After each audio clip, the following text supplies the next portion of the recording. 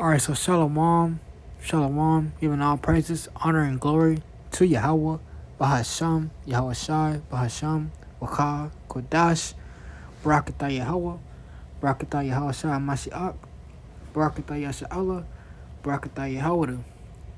Call Allah, Shalom, Shalom, Halawayah, Halawayah. We're going to give double honors to the apostles and elders of Great Millstone, who teach them well, who are overseeing the construction of the tabernacle of David, a more perfect tabernacle. Shalom to the Akim, while Akwaf scattered abroad, and Shalom to the still believers. This is Yahweh Sab, by Yasha Allah, by Yahweh, come to you live through the spirit and power of Yahweh Bashim Yahushua. Get another quick lesson.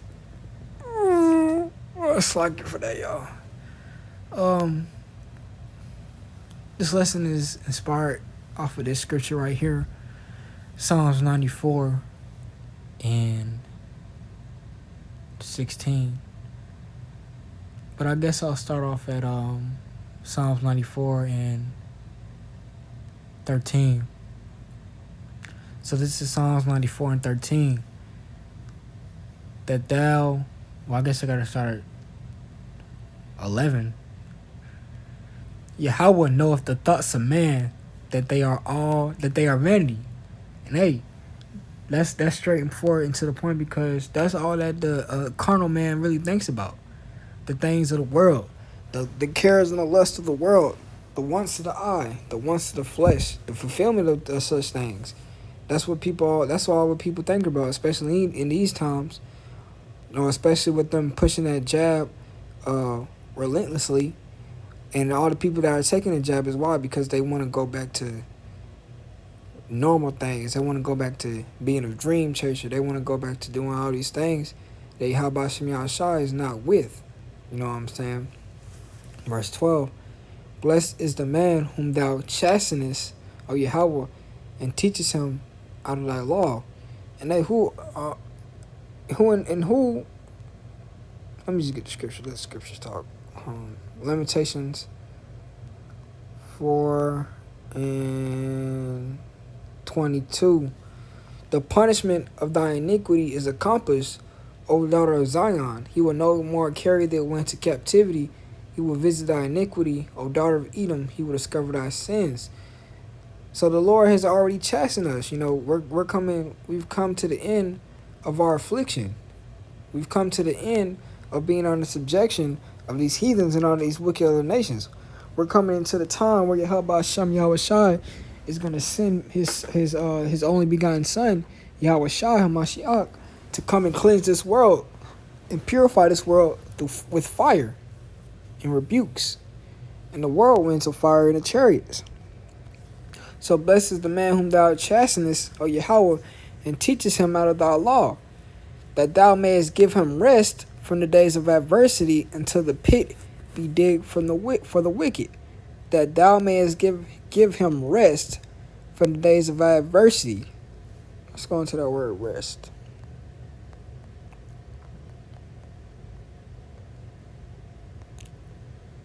Strong's H8252.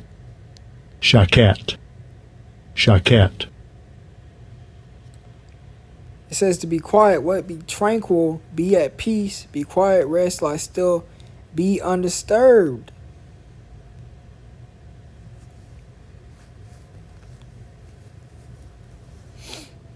And that's what we're coming into after serving years and centuries of hard bondage in this land. We're coming to the point where Yahweh Shem Yahushua is what is going to give us rest from the enemies round about. Let me grab that scripture.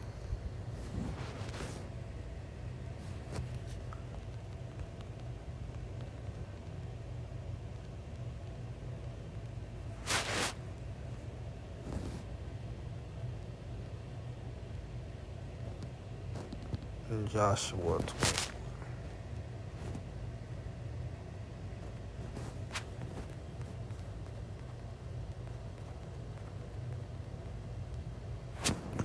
Joshua 21 and 43.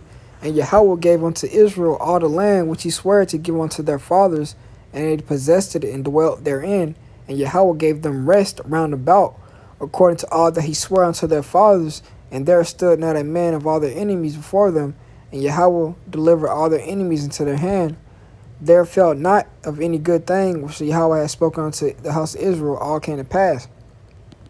And we're coming into the time of the fulfillment of prophecy, where, like it says in Isaiah 14, he will yet choose Israel and set them in their own land.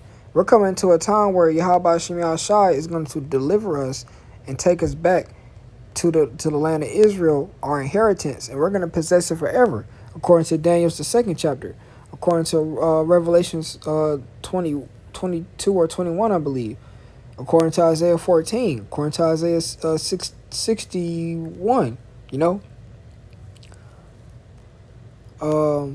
Neither will he slug you, that thou mayest give him rest from the days of adversity, until what? The pit be digged for the wicked. Yahweh Shem Yahshai has set a spirit on this place to where the devices and the wicked councils, that these elite and all their, their peons and their henchmen have been thinking about, have been implementing and putting in place. We're coming to a time where Yahweh Shem Yahshai is going to make their own plans a snare unto them. They're going to be taken in their own snare. When them missiles drop, it's going to destroy a lot of them Edomites too. When them famines come, a lot of them Edomites going to die too. When them race riots come, a lot of Edomites are going to die too. For Yahweh will not cast off his people, neither will he forsake his inheritance. Let's go to Isaiah 14. Isaiah 14:1, for Yahweh will have mercy on Jacob and will yet choose Israel. When it's all said and done, Yahweh Shem Yahshai has his chosen people. And right now he's dealing with Israel through the elect, through Yahweh Shai Mashiach. In Psalms 94:15, but judgment shall return unto righteousness, and all the upright in heart shall follow it. Hey, judgment shall return unto righteousness, because we live in a wicked-ass world, a wicked-ass society, where left is right, right is left, up is down, down is up. A man can be a woman can be a man. Pretty much we live in an anything goes society, and all of it is in direct opposition to the scriptures, to the holy word of the Most High, Yahweh Shem Yahshai. Every single thing is against the scriptures. We live in a world that promotes wickedness and Satanism. And here's the point of the whole lesson: Psalms 94:16. Who will rise up for me against the evildoers? Who will rise up against the evildoers for Yahweh Shem Yahshai? Or who will stand up for me against the workers of iniquity? And the short and sweet answer today is the elect. The 144,000 elect men that start and make up the tabernacle of David, along with the remnant, the 1/3 that is going to be saved, man, woman, and child, that Yahweh Shem Yahshai also chooses to have mercy upon.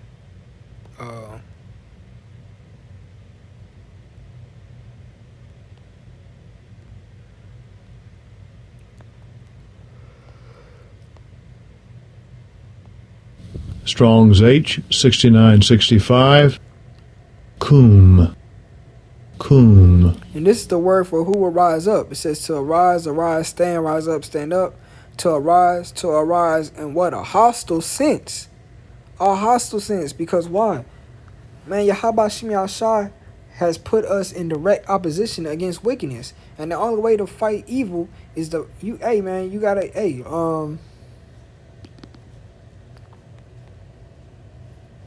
think it's in Amos. Those that love me hate.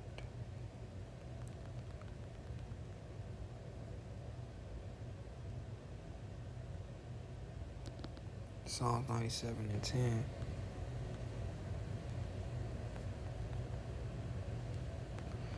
Psalms 97:10.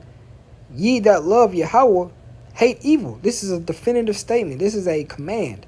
Ye that love Yahweh hate evil. He preserved the souls of his saints. He delivered them out of the hand of the wicked. Now let's see if I can, because I know there's one in Amos that's even better.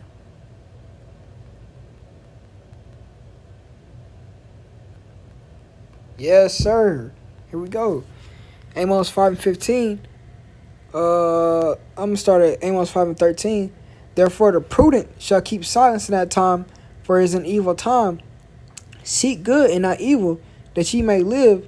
And so Yahweh, the power of hosts, shall be with you as ye have spoken. Here's the point. Hate the evil and love the good, and establish judgment in the gate. It may be that Yahweh, power of hosts, will be gracious unto the remnant of Joseph. Hate the evil and love the good. That's why, like, going back to the point in Psalm 94.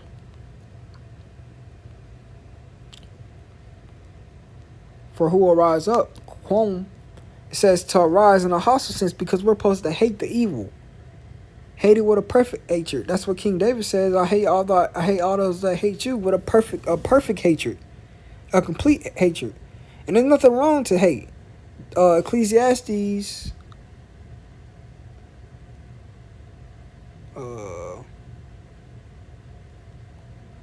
Ecclesiastes 3:1 says, "To everything is a season and a time to every purpose under the heaven." And I'm gonna skip to the point. Verse 8: a time to love and a time to hate, a time of war and a time of peace.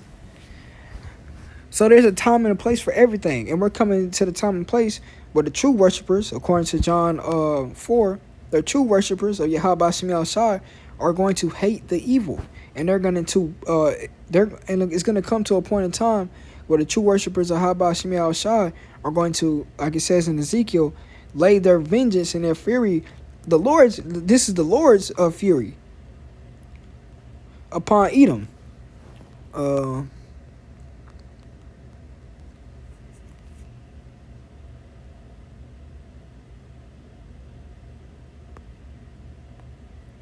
Ezekiel 25:13. Therefore, thus saith Yahweh power, I will also stretch out my hand upon Edom, and I will cut off man and beast from it, and I will make it desolate from Teman, and they of the dawn shall fall by the sword. And here's the point. And I will lay my vengeance upon Edom by what? By the hand of my people Israel, and they shall do in Edom according to mine anger and according to my fury, and they shall know my vengeance, saith Yahweh, Bahashem Yahweh Shai. So it's gonna, in that day, hey, that's gonna be the time for hate. That's gonna be time for the judgment. That's gonna be time for fulfillment of prophecy according to the holy scriptures. That hey, the Israelites, we're gonna get in your ass, Esau, Idumea, Amalek. Hey, and it's only righteous because, like it says in the book of 2 Thessalonians, seeing that it's a righteous thing.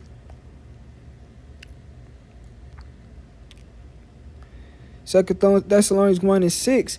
Seeing it is a righteous thing with the Most High to recompense tribulation to them that trouble you. Hey, what you sow, you shall reap. Galatians 6:7, Revelations 13:10. He that liveth with the sword must be killed by the sword. That's perfect judgment. The judgment of the Lord is known as a ring. Perfect judgment. What goes around comes around. So going back to Psalms 94, it says, "Who will rise up against me? Who will rise up for me against the evildoers?" Man, Yahweh, like it says, Yahweh Shem Shai is looking for the true worshipers. Those are going to stand up for the name and stand stiffly for the testimony and the word of Yahweh Shem Shai. They're going to stand stiffly for the truth of these scriptures, and they're not going to be allowed, and they're not going to fall for the deceits and the deceptions of this world. Who will rise up for me against the evildoers? Or who will stand up for me against the workers of iniquity? Man. And that's a powerful scripture. Because you got to understand, we got to apply that scripture to now. Like how far gone everybody is. It damn near seems like you're the only person left on earth that has a working brain and has some type of morality and some type of sense of what is right and wrong, because everybody else is walking around like ain't nothing going on. Everybody else, the world makes you think. The world tries to make you think that you're crazy because you believe in righteousness and you believe in the scriptures and you believe that what the Most High says should go. So, like the elder Manatzak always says, Yahweh Shem Shai is looking for a few good men. those that are gonna stand up against the evildoers, and those that are gonna stand up against the workers of iniquity, being first and foremost Esau, Edom, then the other nations, and then 2/3 of the nation of Israel, who are just wicked and lost and lost and have been beguiled by the philosophies and ideologies of this world, man. I just wanted to kind of jump into that real quick because that scripture's been on my mind because, that's like, I don't know, man. It's like that song, who can I run to? Just feel it. Who can I run to when I need love? Man, that's how Bashim Al-Shai feels like. Who's going to stand up for my word? Because when you look around nowadays, everybody is so far gone, So this is Ecclesiastes 12:13. Let us show the conclusion of the whole matter. Fear the Most High and keep His commandments, for this is the whole duty of man. For the Most High shall bring every work into judgment with every secret thing, whether it be good or whether it be evil. With that being said, call Allah Yahweh Shem Shai, Barakatah Yahweh, Barakatah Yahweh Shai. Double honor, see the apostle knows the great millstone, who teach him well. And I'm going to say, Hallelujah.